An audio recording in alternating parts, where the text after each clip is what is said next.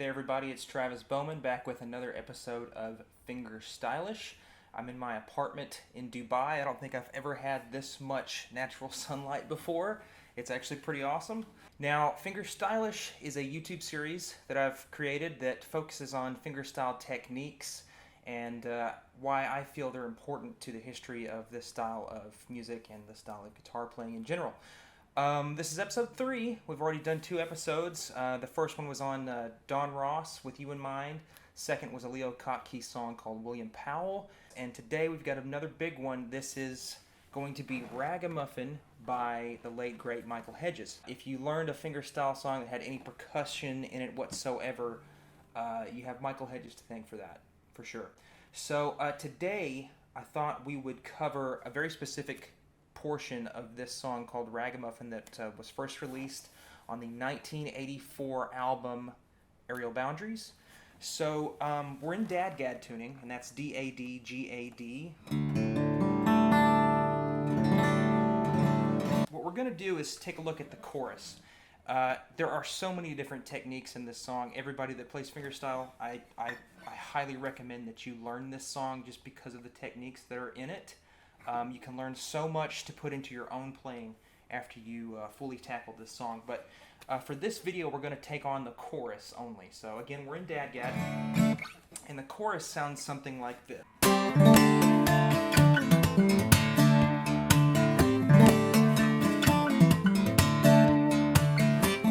This one really struck me really hard at an early age, and it's one of those like, how the hell is he doing that? I've got to learn this. Etc., etc. So let's figure out exactly what's going on here. Now we're going to start on the 10th fret, and you can use the index finger and the middle finger. Some people use these two, the middle finger and the ring finger. But what we're doing up here is just an A7 type shape. If we were in standard tuning, that would be an A7 what we're playing. But instead of here on the 2nd fret on strings D and B, we're all the way up here on the 10th fret. And we're just going to kind of slam down on those strings, just like that. And what's actually happening here is what's called an explosive pull-off. And that's exactly what it is. He's actually pulling off multiple strings starting from the D string down, just like that, followed by a slap harmonic. It's almost harder to do it slow than it is more up to speed.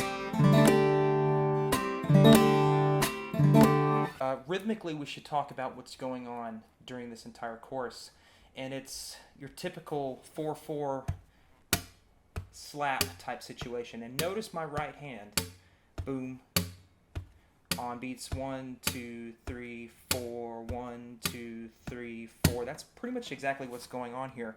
Obviously, it's a little bit more than that with what you're doing on the guitar, but that beat stays the same. And it can seem really challenging to put this all together.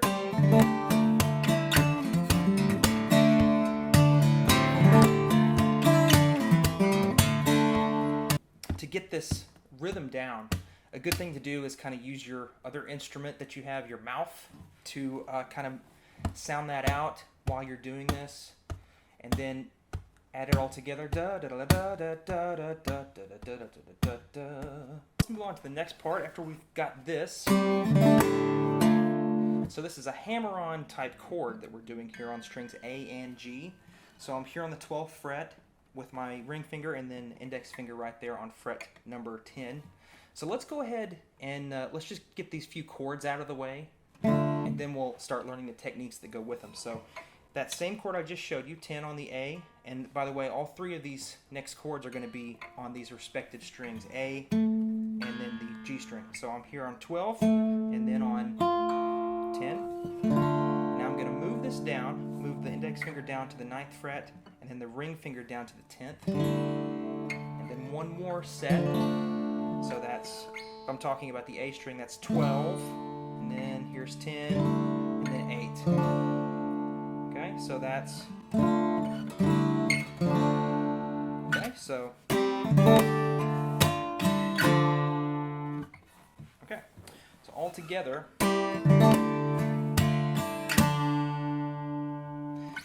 one more time. And this little area you can kind of practice on your own without the first part, just to get that rhythm down.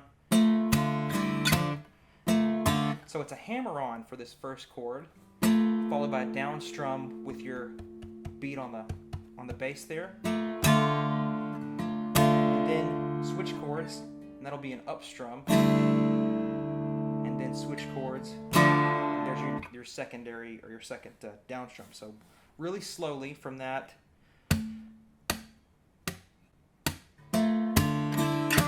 One more time.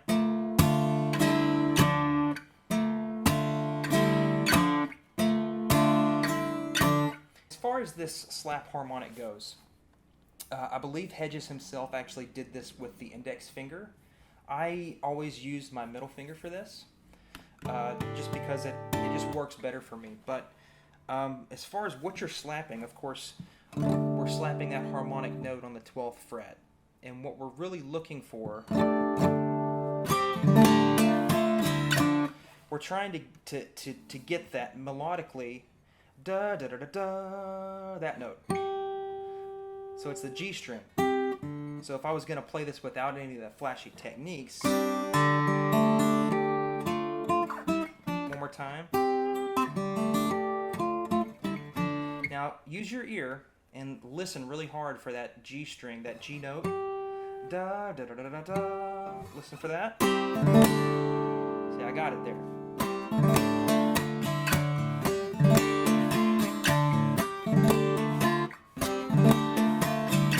So that's what we're looking for. Now let's move to the last part of the chorus, and this is what it's looking like. Still, again, keeping that 1 and 2, 3 and 4. So what's happening here is we're still on the A string and the G string. So that's a hammer on from the A to the 7th fret, and then the G string, and then pulling that off. So slowly. So it's that same little lick, if you want to call it that, twice. But we're hanging on that one the second time, followed by this big open D chord. So that is the 5th fret A, and then the 7th fret G. So all that is nothing but D's and A's. So once again, that's fine. It's usually pretty easy to play that. The difficult part is keeping the rhythm with that at the same time. And do not be afraid to slow this down. I see so many people try to rush through it, and then they don't get it right because they've rushed through it. Play it slow and try to understand, okay, this is what I need to do. And 4.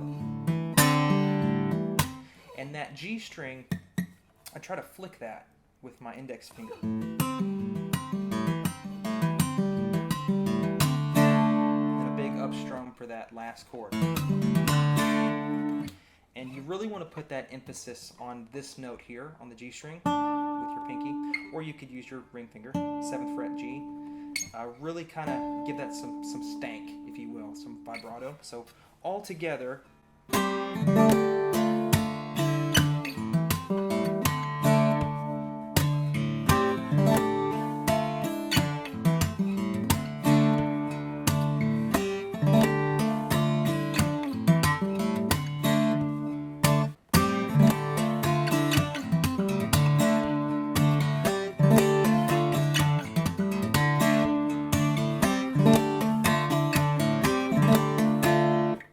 Okay, so there we have it. There's a really fun technique that he uses more than once, actually. He uses it again with a full explosive pull-off, a full bar on the 5th fret in the verse of the song.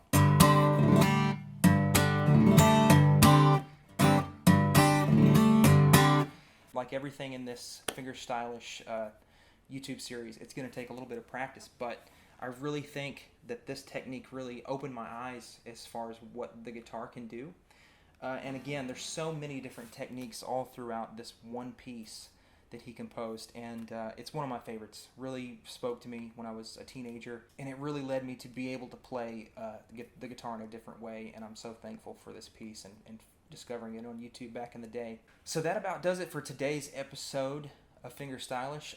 Let me know what other songs you would like to see covered.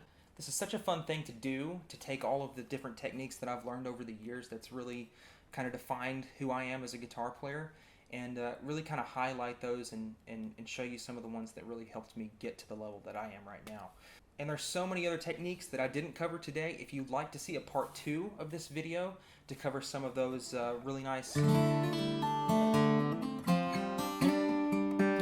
pull-offs that he does, let me know. I'd be glad to do it. So that's it for today. Thank you guys so much for watching and being a part of this series. A lot of you have reached out to me personally saying that you're really enjoying it, and I'm super glad to help. If you need any more direction or guidance, I do teach online via Skype or Zoom. Just shoot me a message in the description below, and we'll get together and schedule a time where we can have a private lesson together. Again, my name is Travis Bowman. Thank you guys so much for watching, and I'll catch you guys at the next one.